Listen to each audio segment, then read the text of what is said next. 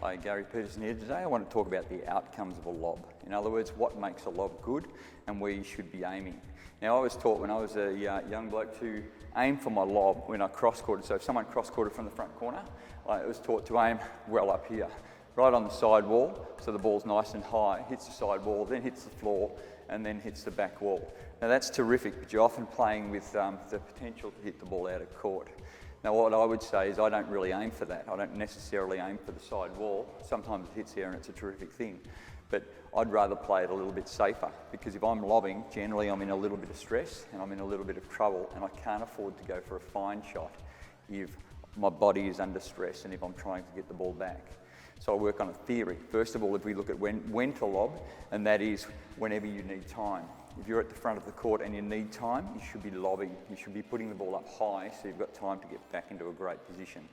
That means that you're often going to be under a little bit of stress to do it, so therefore we need to develop a system where you can actually get a great outcome all the time and stay in the rally, and even win points with it as well if you happen to be hit a nice neat one or something like that. So what I profess is I tell people the last thing you want with a lob is for the ball to be coming at somebody.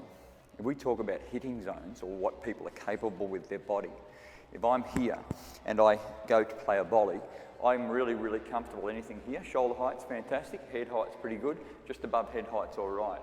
But as I said in an earlier video, if you can get your arm up there, it starts to become awkward. Anything above shoulder height with your arm, there starts to get a little bit difficult. Now I know people are quite good at actually playing volley overhead, cross-court nicks and so on, but the reason is the ball is generally coming at them.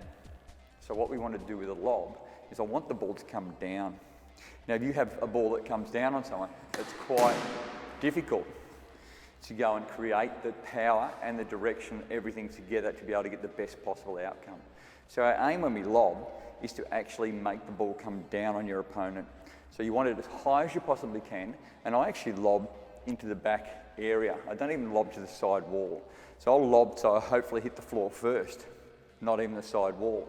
And the aim there is, so as I said, it's at the back of the court and coming down on them, and it's extremely difficult to actually attack off, because I've, by that stage, made my position in the centre of the court or very close to, and I can cover anything. It takes so long for the ball to get to the front of the court, there's almost no option but for them to go deep, which means that you're straight back into the rally.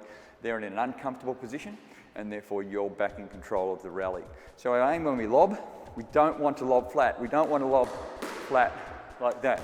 Basically what we want to do is we want to go a lob which really spends some time so it comes right down on your opponent, and then they've got to try and hit it. It makes it very, very, very difficult for them.